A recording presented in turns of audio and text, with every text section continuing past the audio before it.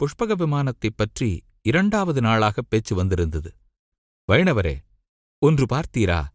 என்ன ஒரு ஒற்றுமை! புஷ்பக விமானம் இதே கடலைத்தானே கடந்தது, ராமபிரானைச் சுமந்து கொண்டு என்றான் வந்தியத்தேவன்.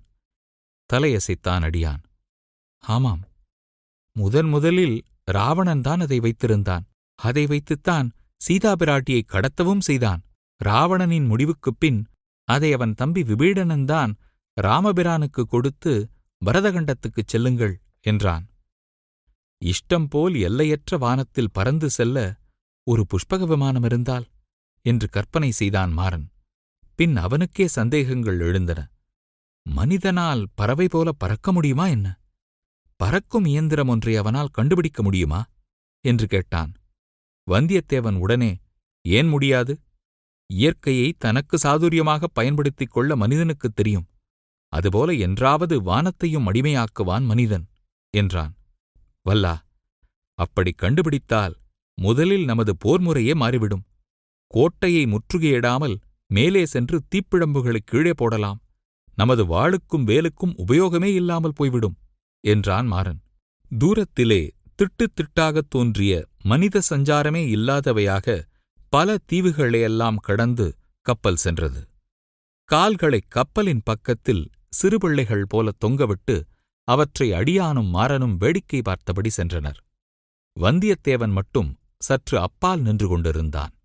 ஏனென்று கேட்டதற்கு, தான் சமீபத்தில் கடலில் விழுந்ததையும் நீந்தி நீந்தி கைகளைத்து மூழ்கினால் கூட பரவாயில்லை என்று நினைத்ததையும் சொன்னான். தேகம் முழுதும் தண்ணீர் சொட்டச் சொட்ட எலும்புக்கூடுகள் நிறைந்த கடற்கரையில் சென்று விழுந்ததையும் சொன்னான். அங்கு நான் சந்தித்த மெய்யப்பரே இன்று இந்த கப்பலில் நமக்கு பிரயாண ஏற்பாடு செய்திருக்கிறார்.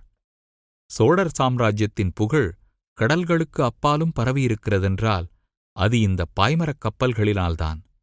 இவ்வளவு தூரம் கடல் கடந்து வாணிபம் செய்ய வணிகருக்கே துணிவிருந்தால் அவர்கள் நாட்டு சேனையின் வீரத்தைப் பற்றி கேட்கவே வேண்டாம் என்று அச்சம் கொள்வார்கள் வெளிநாட்டவர்.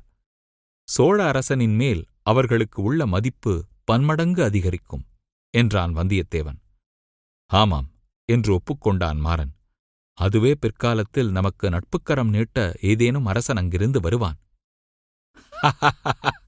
என்று சிரித்துவிட்டு, அதற்குப் பின் அங்கு காலூன்றி நாம் ஆட்சியை பிடிப்போம் என்றான் வந்தியத்தேவன். பின் ஒரு நொடி யோசித்துவிட்டு, அப்படித்தானே நாமெல்லாம் நாட்டை இழந்தோம். நமது நாடுகளையும் சோழர் சாம்ராஜ்யத்தில் சேர்த்துக்கொண்டு பரிபாலிக்கும்படி சோழச் சக்கரவர்த்தியிடம் விட்டுவிட்டோம். சோழரின் கீழ் சிற்றரசனாயிருக்க சம்மதிக்கும்படி செய்துவிட்டது விதி. ஆனால் ஒன்று,